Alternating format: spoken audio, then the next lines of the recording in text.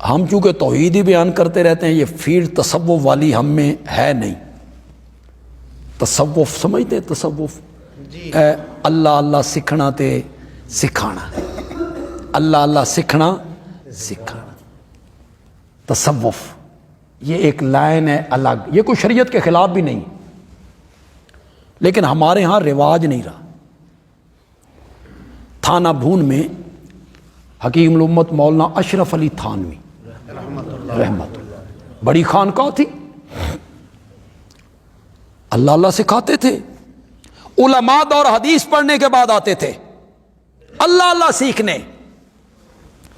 لاہور میں شیخ و تفسیر مولانا احمد علی لاہوری رحمت اللہ خانقاہ تھی، اور وہاں بھچرا میں مولانا حسین علی الوانی رحمت اللہ۔ اپنے دور کے جتنے لوگ تھے ان کے دور کے، ان میں اولین نمبر تصوف میں مولانا حسین علی کا تھا۔ وہ جنگل میں رہ گئے، وہ مشہور جگہوں پہ چلے گئے، خانقاہ امدادیہ لاہور، اور یہ ڈیرے پہ ان کی شہرت نہ ہو سکی اس طرح جس طرح ان کی ہوئی، ورنہ تصوف میں جو ان کا مقام ہے اس کو کوئی نہیں پہنچ سکتا۔ مولانا محمد انور شاہ کشمیری رحمت اللہ، اب میں آپ کو کیا بتاؤں کہ وہ کتنا بڑا عالم تھا، چلتی پھرتی لائبریری اور کتب خانہ تھا۔ مصر میں گئے، فقہ کی ایک کتاب وہاں پڑھی، فرمایا کتاب تو بڑی خوبصورت ہے، مجھے دے دو، میں ہندوستان میں لے جاؤں گا، چھپوا کے تمہیں واپس کر دوں۔ انہوں نے کہا جی ہمارا قانون ہے کہ کتاب کتب خانے سے باہر نہیں جا سکتی، یہیں پڑھ سکتے ہو۔ فرمایا پھر ایک دفعہ پڑھنے دو۔ ایک دفعہ پڑھی، ہندوستان آئے، وہ کتاب لکھوائی، چھپوائی، مصر والوں کو بھیجی اور کہا اصل کتاب نال ملا کے ویکھو کوئی لفظ رہ تے نہیں گیا۔ اتنا حافظ ہے۔ اخبار نہیں پڑھتے تھے، کہتے تھے میں اخبار پڑھوں تو وہ یاد ہو جاتی، وہ سارا دن دماغ سے نہیں نکلتی۔ اتنا بڑا عالم ہے، حضرت شیخ القرآن کے استاد ہیں، سبحان اللہ، بڑے بڑے علماء ان کے شاگرد ہیں، بڑا نام ہے، بڑا نام ہے، فن تفسیر میں بھی، فن حدیث میں بھی۔ آپ کے وہاں بھچرا میں آئے تھے، حضرت صاحب نے بلایا، میرے والد صاحب سنایا کرتے تھے اسٹیشن پہ ٹانگے پہ سوار، اس وقت ٹانگا بڑی سواری تھی، اسٹیشن سے لے کے جہاں انہوں نے قیام کرنا تھا 2 رویہ لوگ کھڑے تھے، دیوبند کا شیخ الحدیث آیا ہے،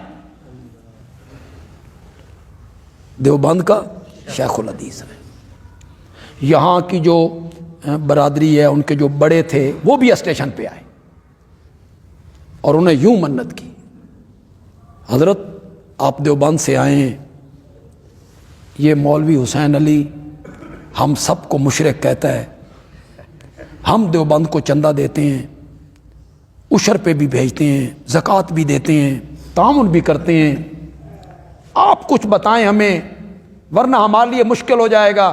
حضرت کشمیری نے فرمایا چندہ دیو یا نہ دیو، جو حسین علی کہتا ہے وہ صحیح کہتا ہے، رحمت اللہ علیہ۔ ٹانگے پہ جب سوار ہو کے گئے نا تو اس میں ایک حضرت کشمیری تھے، ایک حضرت صاحب تھے، ایک میرے دادا تھے، اور ایک انی والے استاد تھے بابا غلام رسول۔ یہ علم کے پہاڑ تھے۔ آگے حضرت صاحب بیٹھے ہیں، حضرت کشمیری بیٹھے ہیں، پیچھے میرے دادا بیٹھے ہیں۔ لوگ تھے 2 رویہ جو آپ کو میں الفاظ سنانا چاہتا ہوں۔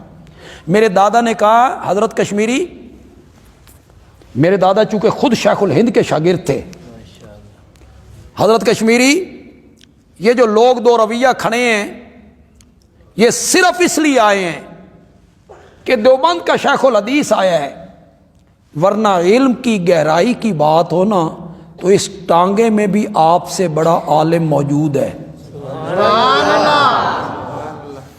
اس ٹانگے میں بھی آپ سے بڑا عالم ہو مولانا حسین علی کا تو ایک الگ مقام ہے. یہ جو مولانا انور شاہ کشمیری ہیں رحمت اللہ علیہ، ان کا ایک شاگرد ہے، پھر داماد ہے مولانا احمد رضا بجنوری،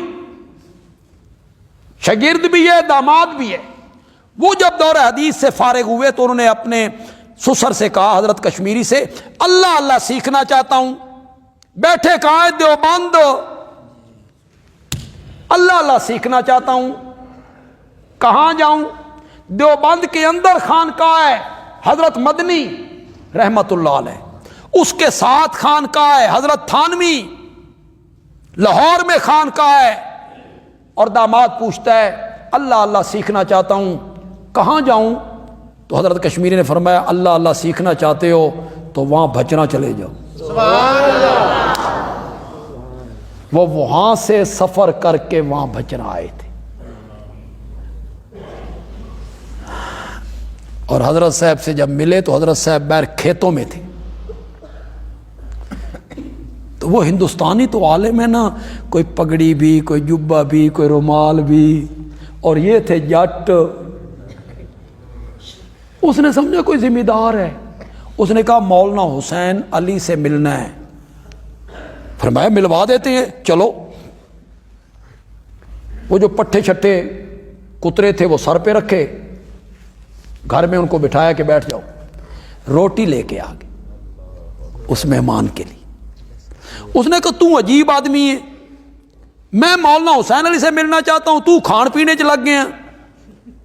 کہتے کھائیں تو صحیح، آپ تھکے ہوئے ہیں، کھائیں. روٹی کھلائی. اس نے کہا اب تو ملاؤ. فرمایا مجھے ہی حسین علی کہتے ہیں رحمت اللہ.